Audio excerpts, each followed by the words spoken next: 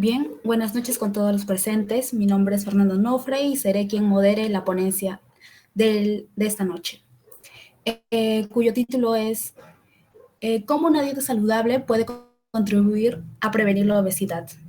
Para esto nos acompaña esta noche la licenciada Cassandra Gomero, eh, quien tiene un máster en nutrición y salud de la Universidad Internacional de Valencia, España, posgrado en nutrición materno-infantil Colombia, posgrado en enfoque integrador en neurodesarrollo y trastornos del espectro autista Argentina, y más de 7 años brindando asesorías nutricionales. Bienvenida, licenciada.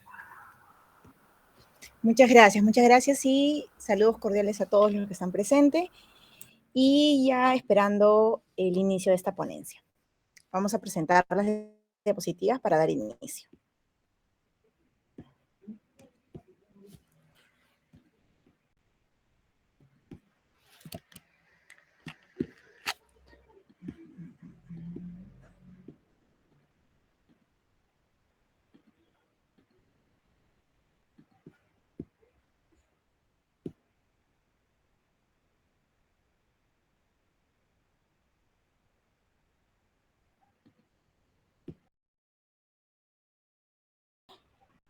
¿Me avisas, por favor, si se puede observar las diapositivas? Sí, se observa. Okay. Sí. Como presentación, ¿correcto? Ya, perfecto, muy bien. Entonces, vamos a dar inicio a la ponencia de cómo una dieta saludable puede contribuir a prevenir la obesidad. ¿Okay? Cuando hablamos de dieta saludable, ¿a qué hoy en día nos enfrentamos? Si bien es cierto, lo ideal es mantener un peso saludable que va mucho más allá de la balanza, pero ¿cuál es la problemática actual en la que estamos enfrentados cuando queremos o decidimos iniciar estos hábitos alimentarios saludables? Lo primero es que yo no tengo enfocado cuál es el propósito de yo iniciar una dieta saludable, ¿no? ¿Qué significa? Que muchos nos enfocamos en simplemente llegar a un número en la balanza o vernos de repente diferentes frente al espejo o que la ropa nos quede, pero no nos damos cuenta que realmente el propósito y el enfoque de una dieta saludable, más allá de lo estético y de lo físico, es la salud, ¿verdad? Y si hablamos hoy en día de la obesidad, pues no estamos hablando simplemente de algún síntoma o de algo que no debería ser de repente tomado en cuenta. La obesidad es una inflamación crónica en el cuerpo. La obesidad es una enfermedad. Si estoy obeso, estoy enfermo. Y hoy en día, muchísimas muertes a nivel mundial están causadas debido a la obesidad y a todas las patologías que vienen luego de ella. Entonces, lo primero que yo tengo que saber es siempre cuál es mi propósito, ¿no? ¿Cuál es el enfoque, el propósito y el significado de yo empezar o iniciar una dieta saludable? La siguiente problemática a la que nos vemos enfrentados son los mitos, ¿verdad? Cuando yo quiero iniciar una dieta saludable, numerosos mitos. Esto me sube de peso, esto me ayuda a mantener un peso sano, esto tiene pocas calorías, esto light realmente sirve. Entonces, eso también tenemos que saber manejarlo, tenemos que saber de qué fuente viene para nosotros recién compartir esta información. También nos vemos enfrentados a las redes sociales y allá como profesionales de salud y en general como estudiantes hoy en día de medicina, deberíamos de saber discernir las cuentas a la cual seguimos, saber discernir si realmente este contenido lo puedo compartir, viene con cierta base científica o simplemente es un contenido que viene de un influencer o viene de una persona que realmente no tiene ningún estudio y simplemente puso su experiencia personal. Tenemos que tener muchísimo cuidado porque hay una línea muy delgada entre una dieta saludable, entre obesidad y un trastorno de conducta alimentaria. ¿Okay? Y finalmente la otra problemática cuando yo decido iniciar una dieta saludable son las distintas dietas que existen hoy en día, ¿no? Que últimamente he escuchado el método del ayuno intermitente, la famosa dieta cetogénica o dieta keto, tenemos la dieta DASH, tenemos las distintas dietas que que yo debería, de repente, si es que deseo iniciar alguna de estas, debería siempre de asesorarme por el profesional indicado. Entonces, yo quiero mantener un peso saludable porque yo sé que puede contribuir a prevenir la obesidad, pero ¿cómo lo hago? ¿Cómo lograrlo? Entonces, lo primero que yo me tengo que enfocar es en esos 3 puntos. Primero, en la cantidad. La cantidad, ¿cuánto estoy comiendo? Pero esto es muy importante, ¿por qué? Porque nos enfocamos no solo en la cantidad energética, sino también aquí venimos a ver la segunda parte, que es la calidad. No es lo mismo comerme un pan integral a comerme un pan blanco. No es lo mismo comerme, si me enfoco en la cantidad y me como una manzana que tiene 60 calorías y medio paquete de galleta vainilla que también tiene 60 calorías. Los dos tienen las mismas calorías, pero los dos tendrán la misma calidad nutricional. Pues no, entonces no solo debería yo estar enfocada en el tema energético y calórico, sino también en la calidad de nutrientes que yo estoy llevando a mi cuerpo diariamente. Pero también para lograr un peso saludable, necesito que la dieta o los alimentos que yo ingiera sea adecuado a mi estado fisiológico. ¿Qué significa? Significa que se debería de ajustar a mi peso. No todos pesamos igual. Algunos pesan 50, 60, 70, 80. Todos pesamos diferente y por lo tanto necesitamos diferente requerimiento energético. Todos no tenemos la misma edad, todos tenemos diferente talla, algunos realizamos actividad física, algunos tenemos una vida sedentaria y los que realizan actividad física pues necesitan ciertas calorías extras a su plan de alimentación, que si no la cubren, el cuerpo va a estar con fatiga, con cansancio, con mucha somnolencia, entre otros síntomas. Entonces, para lograr mantener un peso sano, tengo que tener en cuenta esos 3 factores que vamos a enfocarnos ahorita en la cantidad y adecuación de la dieta. Entonces, justo lo que hablaba, si es que yo deseo mantener un peso sano para evitar la obesidad, pues yo tengo que primero fijarme en que yo no puedo repetir el plan de alimentación que le entregaron a mi compañera, que no puedo seguir la misma dieta que le entregaron de repente en el estado, en la posta o en el hospital o en algún consultorio particular a mi familiar que está con diabetes mellitus. Entonces, ¿qué significa esto? Que cada uno tiene diferentes necesidades y de manera general, podemos indicar, porque nosotros en consulta nutricional utilizamos diferentes métodos para saber cuánto de alimento te corresponde. ¿Cuánto te corresponde a ti de, por ejemplo, de huevos comer en el día? ¿Cuánto te corresponde a ti de panes comer en el día? Todo va a variar y depende de tu estado fisiológico, tu nivel de actividad física, qué otras cosas consumes en el día para poder establecerte una dieta saludable. Entonces, de manera general, nosotros utilizamos en muchos centros de salud, muy aparte de las fórmulas que son muy específicas, podemos multiplicar fácilmente. Si yo quiero saber cuántas calorías le corresponde a mi cuerpo, si deseo mantenerme, multiplicamos fácilmente 25 o 30 calorías por el peso en el que tengo. Es decir, yo tengo aquí 2 individuos y aparentemente uno con peso normal y uno con sobrepeso u obesidad. Entonces, aquí vemos la gran diferencia de que yo no puedo seguir la misma dieta que le dieron a otra persona. Sobre todo las mismas porciones.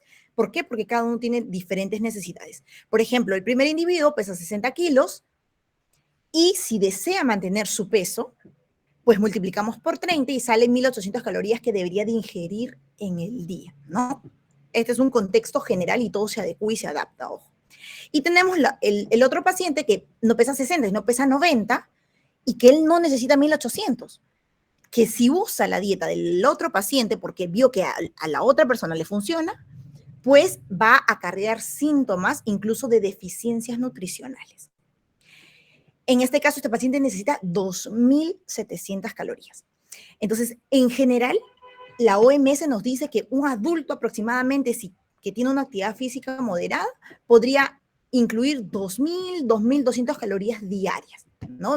Nosotros cuando vamos a Minas, incluso los pacientes están por encima de los 3.000 por el arduo trabajo que realizan. Entonces, ¿qué es lo que yo necesito saber si quiero iniciar una dieta saludable? Necesito saber que yo soy un individuo que tiene necesidades diferentes, que lo que le funciona a otra persona no necesariamente me va a funcionar a mí. Y que si es que quiero tener de repente necesito perder un poco de peso, prevenir la obesidad o no aumentar de peso, pues inicio actividad física porque más allá de favorecer con un peso adecuado, ayuda a mi masa muscular. Y si lo traducimos en alimentos, ya hemos hablado de calorías, pero si lo traducimos en alimentos, yo puedo comer probablemente la misma preparación, es decir, me hago una avena de repente bien espesita en las mañanas como desayuno, pero para controlar de acuerdo a mi objetivo, si mi objetivo es bajar, mantenerme o disminuir, yo empiezo a añadirle ciertas cosas a la preparación para que sea más o menos calórica. Por ejemplo, en la primera imagen vemos que utilizamos frutos rojos, que son bajitos en calorías, utilizamos simplemente un frutito seco y ese forma parte de mi desayuno, esa porción, que aproximadamente tiene 280 calorías. Pero si yo deseo, por ejemplo, estoy en un proceso de aumento de peso, de aumento de masa muscular, entonces puedo utilizar la misma preparación, pero en vez de estos frutos rojos podría agregarle una fruta mucho más calórica, que es el plátano, ponerle semillitas y más frutos secos, que son una gran fuente energética y alta en calorías. Le pongo mucho más frutos secos, incluso con un poco de coco laminado, y ya tengo una prácticamente misma preparación, pero con muchísimas más calorías. Entonces, muchas veces, cuando yo empiezo y decido hacer un plan de alimentación saludable o inicio este cambio de hábitos, es importante saber que puede ser que la preparación que yo esté haciéndome en casa sea buena, sea nutritiva, pero de repente en temas de cantidades, si es que estoy con un exceso de peso o me estoy pasando en cantidades, me estoy sirviendo mucho y no está siendo adecuado a mi estado nutricional actual. ¿Ok? Eso es muy importante saberlo. No es que la preparación esté mal, es que simplemente de repente las cantidades están sobreestimadas para mi estado fisiológico actual. ¿Ok? Y bueno, si vamos a comer fuera de casa, podemos nosotros utilizar y saborear y aprovechar y disfrutar muy, muy bien de la gastronomía actual de Perú, que es exquisita. Sin embargo, en general, los peruanos tienen un exceso calórico en el día porque comen como muchas veces, cuando yo le hago la entrevista a los pacientes, como si no hubiera un mañana. Es decir, no empezamos a controlar la ansiedad que tenemos al momento y empezamos a comer por comer, hasta que llega un momento ¿en qué momento me comí todo esto? Me siento indigesto, me siento con flatulencias, me siento con pesadez. Y eso pasa muy a menudo después del almuerzo y en las noches, cuando llevamos una comida cargada de grasa sobre todo. Entonces, es muy importante saber que es diferente comerme 2, 3, 4 panes en el desayuno, más un jugo que está azucarado, adicional un café que está con mínimo 3 cucharadas de azúcar, es diferente a, que es la regla principal que yo les doy para iniciar un buen cambio de hábitos, un vaso con agua antes de cada comida. Antes del desayuno me despierto, me tomo un vaso con agua. Antes del almuerzo, otro vaso con agua y antes de la cena, otro vaso con agua. Entonces, si yo inicio con ese vaso con agua, mi estómago va a estar mucho más tranquilo y no va a estar con esa desesperación y ese apetito insaciable y de querer comerse lo primero que vea. ¿Cuál es la segunda recomendación que yo les brindo si es que hablamos de dieta saludable para contribuir a prevenir la obesidad? Luego de este vaso con agua, empiezo en la mañana con una porción de fruta, la que quieran. No hay fruta prohibida si es que yo no tengo ningún tipo de enfermedad renal, tengo que tener cuidado con el potasio, con el sodio, con el fósforo. No, si es que no tengo problemas con eso, no debería de restringirme yo la fruta. En temas de tipo de fruta. En temas de cantidad, como con todo alimento, sí, ¿no? Tengo que tener unas porciones establecidas, que ahorita lo vamos a hablar.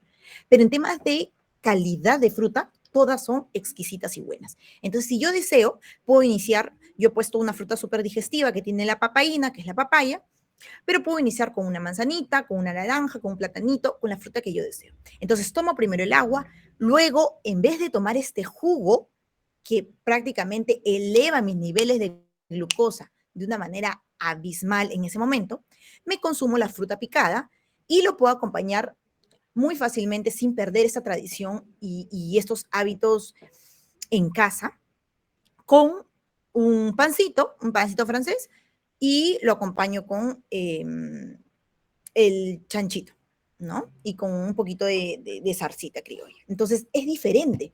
¿Me estoy prohibiendo cosas? No. ¿Con esto puedo prevenir la obesidad? Por supuesto. ¿Con esto voy a subir de peso? Por supuesto que no. Simplemente son decisiones mucho más inteligentes teniendo en cuenta los hábitos alimentarios y tradiciones culturales de la familia. ¿Ok? Y si deseo, lo puedo acompañar con un cafecito. Idealmente, el que es un buen coffee lover lo usa sin endulzante. Y lo mismo sucede en el almuerzo, ¿no? Si es que yo voy a un restaurante o depende cómo se sirvan en casa actualmente, siempre nos vamos por la imagen de la izquierda, ¿no? La ensalada nunca es parte del plato. La ensalada siempre está como un adorno en el plato. Y si es que lo ponen como entrada, si es que yo voy a un restaurante, nunca elijo la ensalada, siempre elijo una sopa, una copa o alguna otra fuente de carbohidrato alto en calorías.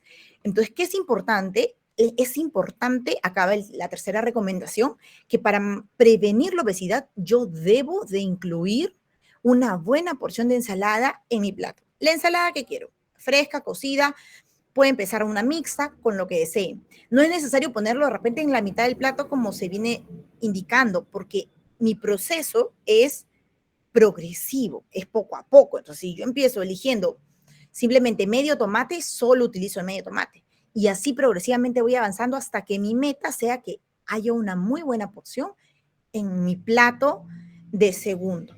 ¿Ok? Entonces, esto puede cambiar el peso corporal que tengo y puede cambiar mi estado de salud y bienestar actual. Y es importante también cuando hablamos de obesidad, muchos, si bien es cierto, hay muchos factores involucrados, factores ambientales de todo tipo, pero ahorita nos estamos enfocando en lo que es la alimentación y nutrición. Acá hay una frase muy, muy cierta, que es que una comida saludable no te hace más delgado, ¿no? No te hace delgado. O sea, el hecho de que yo hoy día coma ensalada significa, bueno, ya estoy comiendo bien, he cambiado mis hábitos, voy a bajar 5 o 10 kilos. No, no pasa eso. Y tampoco una comida no saludable, un cheat meal, una comida fuera de casa, ultraprocesada, tampoco te hace obeso. Entonces, muchos pacientes dicen, entonces nosotros le preguntamos, ¿pero por qué? ¿No? ¿Por qué? ¿Cuál es? Le hacemos la anamnesis en el día, ¿no? ¿Cuáles son los hábitos que estás teniendo a lo largo del día y a lo largo de la semana que está haciendo que tú estés acumulando este exceso de grasa que está inflamando tu cuerpo? No porque hoy día te haya sido un sábado, te haya ido a comer una hamburguesa o te haya ido a comer un pollo a la brasa. Eso no ha hecho que tú al día siguiente estés con este estado actual, que estés con más de 30% de grasa, en el caso de las mujeres que es muy alto, y en el caso de los hombres más de 20%. Eso no ha hecho. Probablemente han sido una serie de hábitos que tú ya estás acostumbrado a tener que está afectando tu peso corporal. Entonces, ¿cuáles pueden ser estos hábitos? Puede ser que el lunes he tenido un embutido en casa, tenía un jamón y tenía un queso alto en grasas saturadas, un queso Edam, un queso Paria, y lo hice tipo sándwich mixto, ¿no? Me comí eso el lunes. El martes, justo se me antojó un jugo y le eché azúcar porque la papaya no estaba tan dulce, entonces le eché azúcar. Y como fue surtido, encima le eché huevo crudo, ¿no? Lo peor que podemos hacer porque el huevo tiene antinutrientes cuando está crudo y la proteína no se absorbe correctamente. Entonces ahí ya 2 hábitos no saludables en estos 2 días que recién inicia la semana. Pero ¿qué pasó el viernes? El viernes justo en el almuerzo se me antojó que el pollito que trajeron yo lo quería empanizar, ¿no? Lo empanicé con unas hojuelas de cereal, unos flakes y lo freí en aceite refinado. ¿Y qué pasó el jueves? Bueno, el jueves, un jueves de pata, salí, por ahí brindé. Otro hábito no saludable que se suma a mi rutina, porque no, en teoría, si esto se vuelve rutinario, eso es lo que está causando este exceso de grasa en el cuerpo. Y el viernes, bueno, el viernes en la cena, en el almuerzo me comí un saltado de brócoli, pero en la cena fui a comer unas alitas. Y bueno, el sábado y domingo vinieron mis familiares y empezamos a consumir gaseosa, ¿no? Entonces, si se dan cuenta, no ha habido un orden, no ha habido una buena organización y hay varios hábitos que yo en la semana estoy fallando que está haciendo que yo esté en el estado nutricional en el que me encuentro ahora.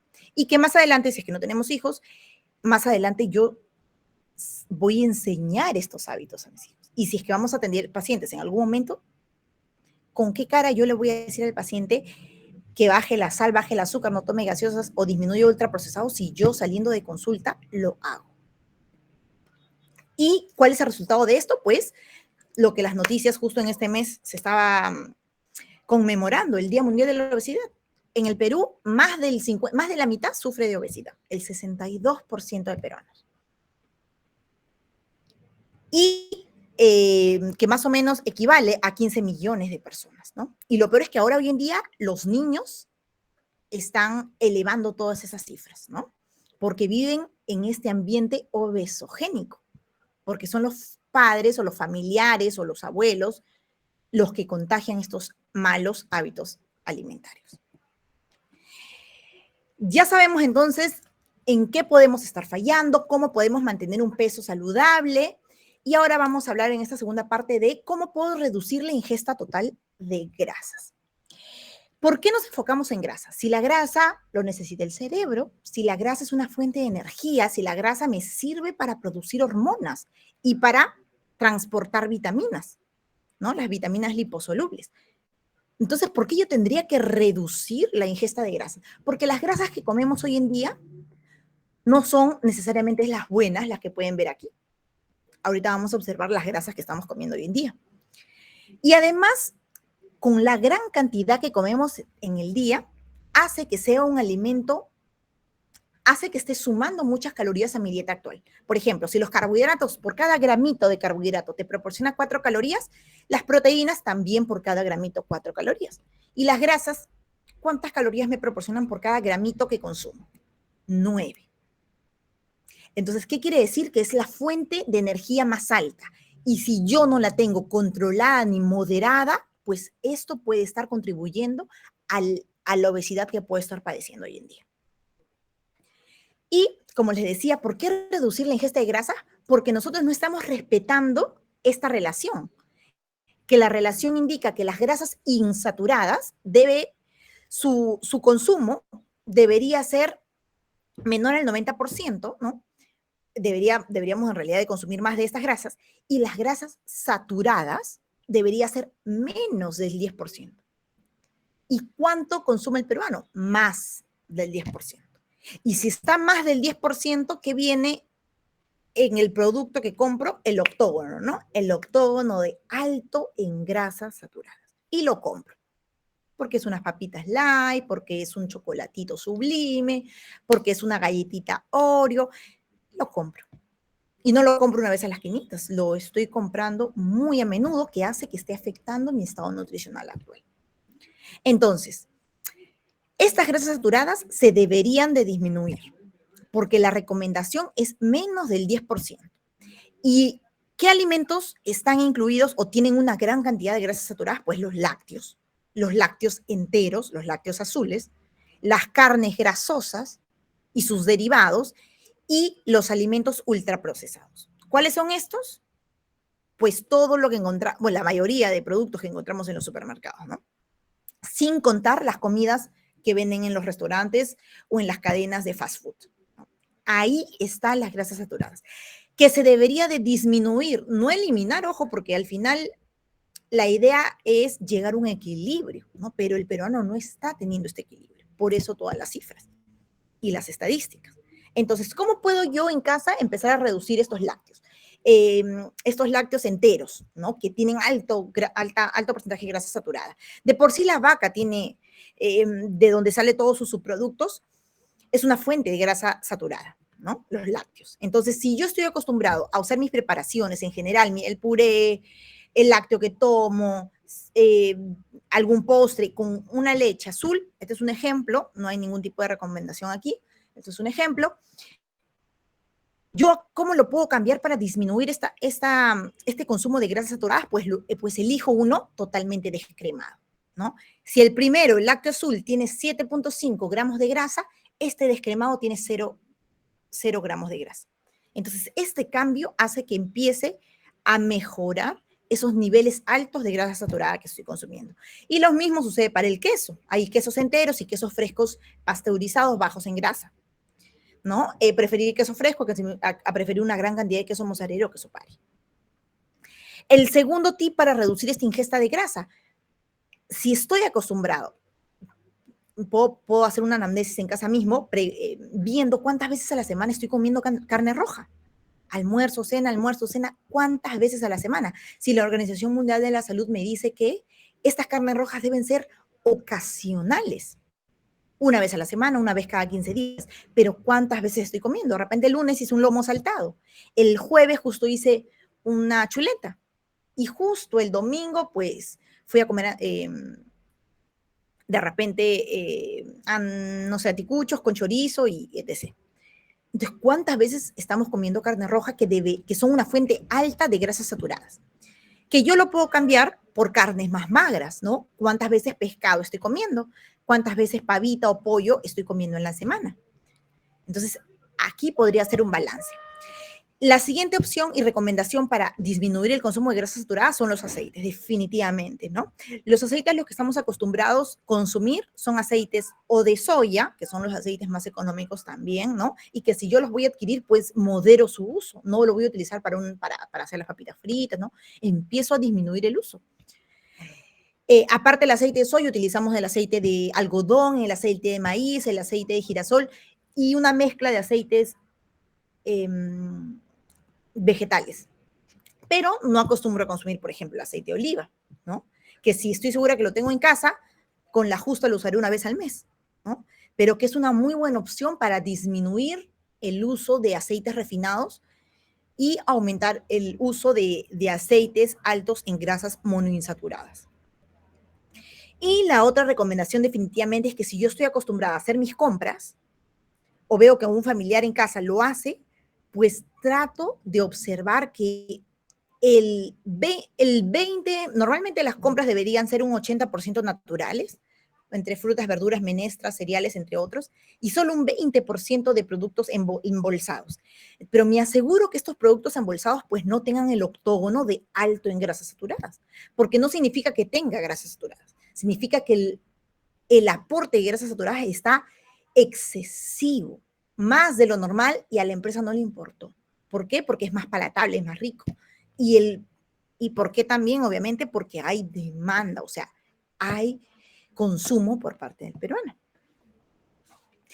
Ahora, ¿cómo aumentar el consumo de alimentos nutritivos? Ya hemos visto cómo mantener un peso saludable, cómo reducir la ingesta de grasa, pero ¿cómo hago para aumentar el consumo de alimentos nutritivos como las frutas, las legumbres, las verduras, los cereales integrales, los frutos secos? Si es que no estoy acostumbrado, ¿cómo aumento el consumo de estos productos?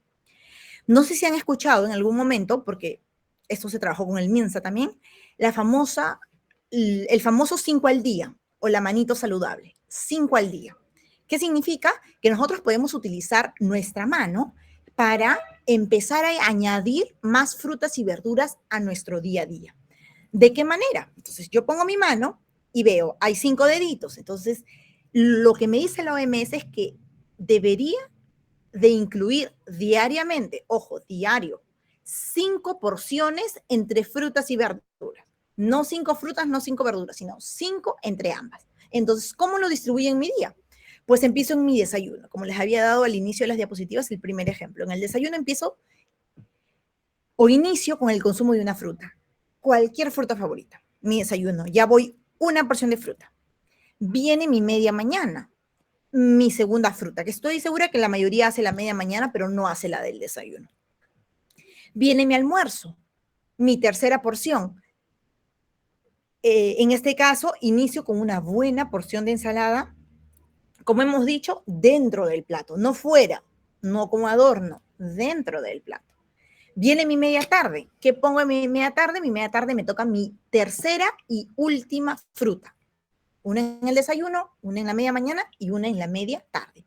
Yo lo distribuyo de esta manera para generar saciedad, para prevenir obesidad, pero se puede personalizar en consulta con el paciente. Si es que no tiene tiempo acá, lo podemos poner en la noche, lo podemos poner acá, se puede personalizar. Pero la idea es tener siempre un hábito en el consumo de frutas y verduras. Y tengo entonces 3 frutas y me faltaría 3 frutas, una verdura y me faltaría una verdura más. ¿Dónde la podría poner? En la cena. Entonces ya tengo, de repente en el almuerzo me hago una ensalada con lentejitas y pescadito, pero en la cena, si quedó la ensalada o me preparo la ensalada, sería excelente, pero si no, pues me puedo hacer un saltadito, puede ser una sopita con verduras, pero una porción de verduras en la cena estaría completando mis 5 al día. Entonces, de esta manera yo estoy previniendo el estreñimiento, previniendo una futura hemorroides y sobre todo el cáncer al colon, que hoy en día está incrementando las cifras en nuestro país. ¿Cómo incluyo ahora las legumbres? ¿Cómo incluir estas menestras, estas oleaginosas, estas semillas, estos frutos secos? Pues haciendo un menú semanal.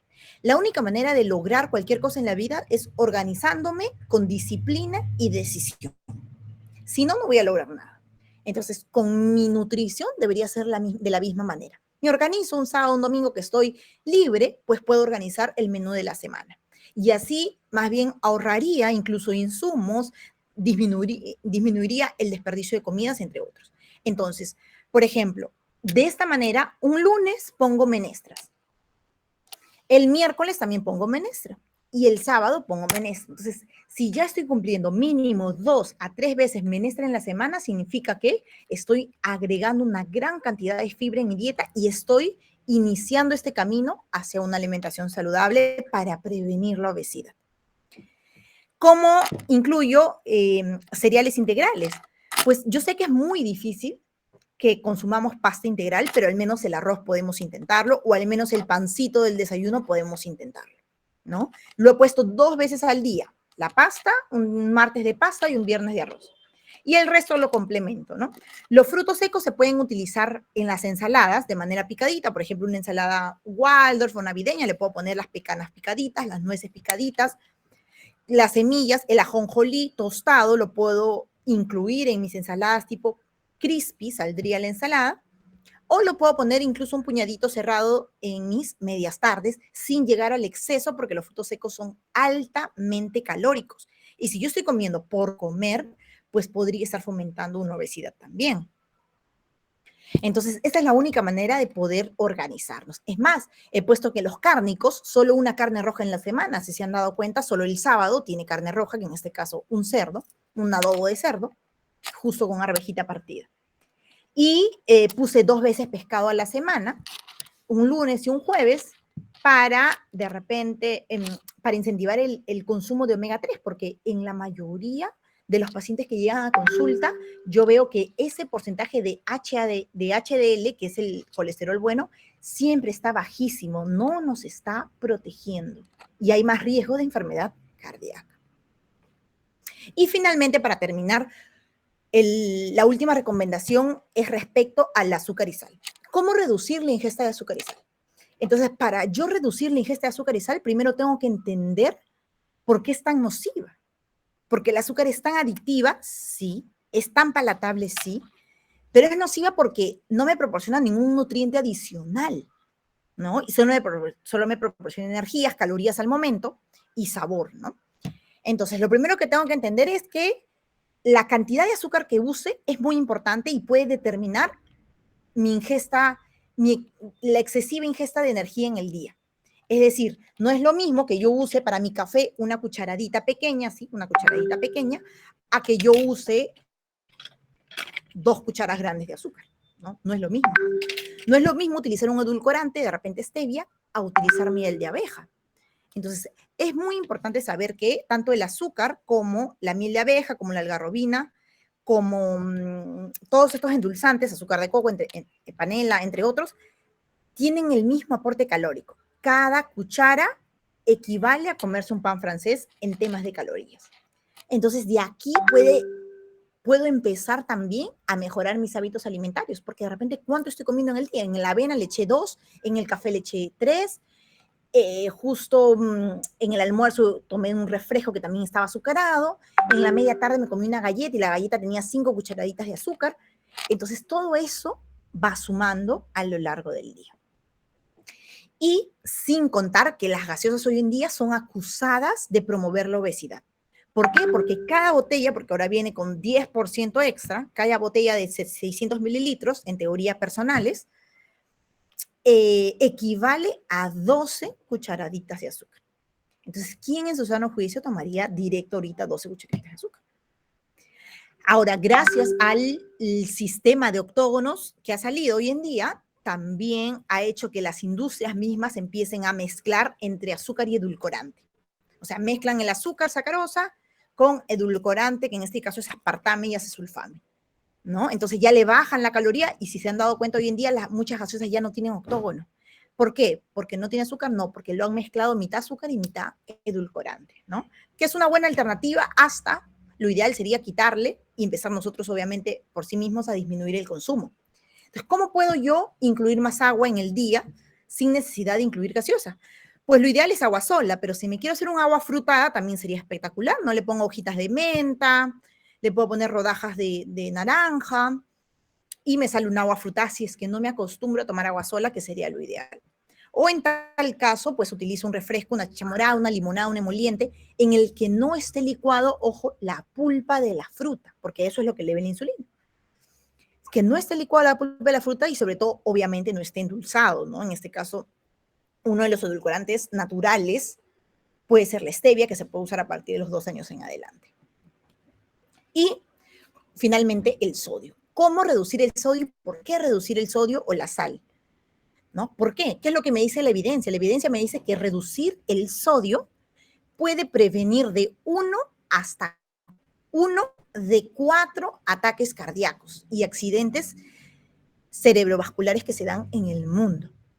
¿Por qué? Porque el exceso de sal, la sal en la palta, la sal en el huevo frito, la sal que me como de la mayonesa, la sal que me como del hot dog, la sal del sillao, la sal del guiso, la sal del arroz, justo le añadí Ajinomoto que también tiene un poco de sodio. Entonces, el exceso de sal hace que los riñones almacenen y acumulen más y más agua. Por lo tanto, la presión se eleva. La presión se eleva y no solo ejerce presión sobre los riñones, sino también ejerce presión sobre las arterias, el corazón y el cerebro. Entonces, ¿cómo yo reduzco el sodio?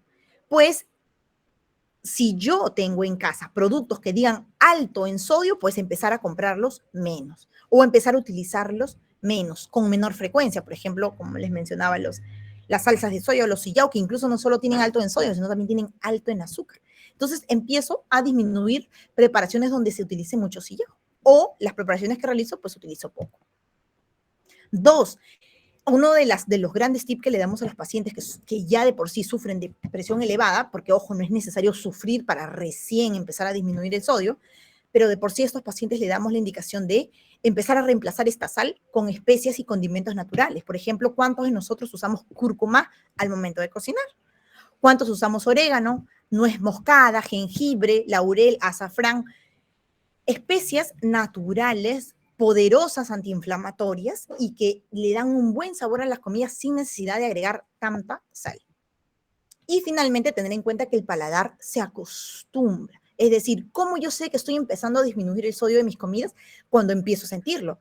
Empiezo a sentir que eso está bajo de sal. No me quejo y traigo el salero, sino empiezo a acostumbrarme a este nuevo sabor. Entonces, para culminar, indicarles que,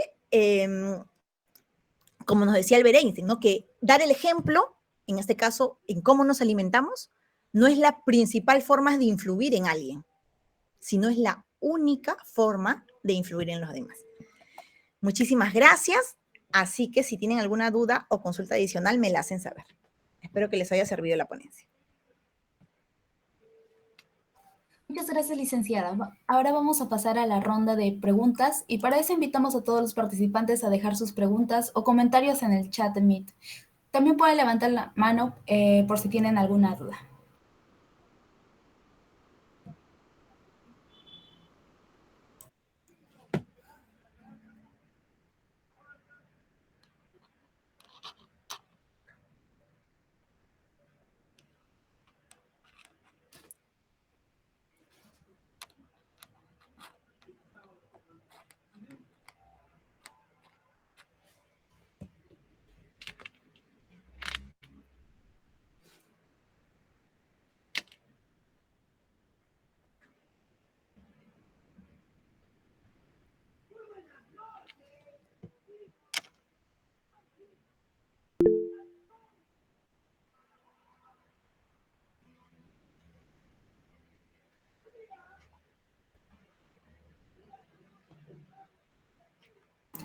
Sí, hay una pregunta de una compañera. Adelante.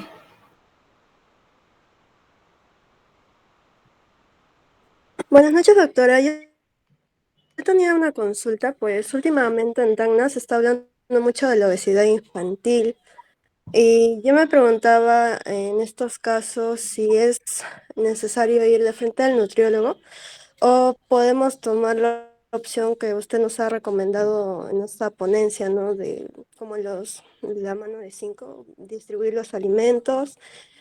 Considerando que los niños para quitar, están en etapa de crecimiento y no podríamos simplemente quitar ciertos alimentos, ¿no? Esa es mi duda. Perfecto. Es necesario derivar un nutricionista infantil.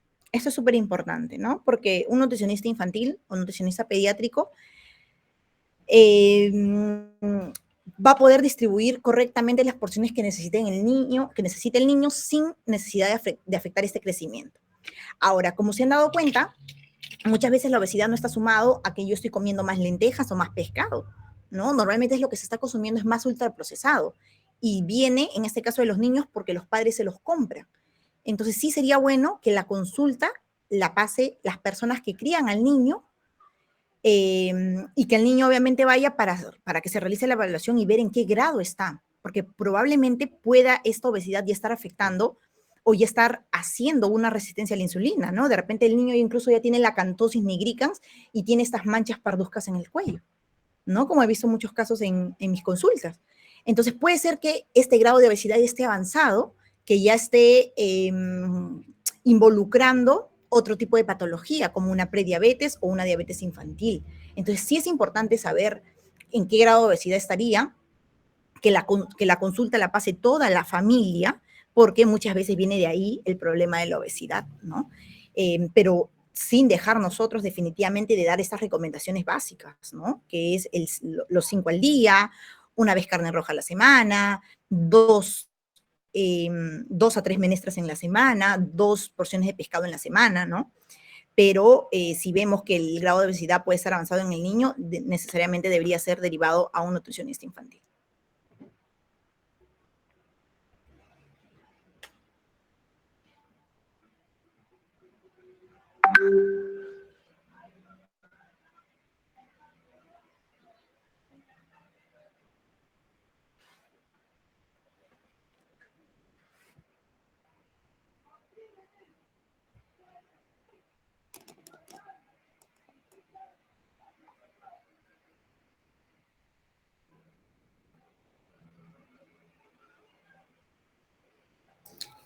Muchas gracias, licenciada, por la respuesta. Y antes de finalizar la ponencia, por favor, pedirle a todos los compañeros que prendan las cámaras o levanten las manitos para tomar una captura.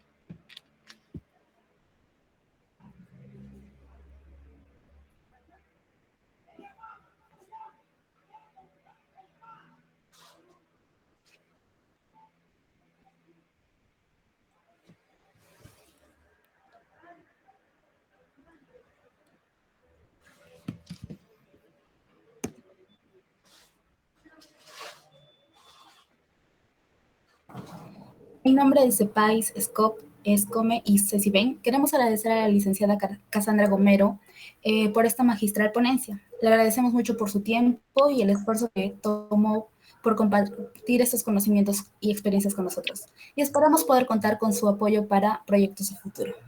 Muchas gracias, licenciada. Muchas gracias a ustedes y a iniciar esos cambios para que esta ponencia haya servido realmente. Muchas gracias. Buenas noches.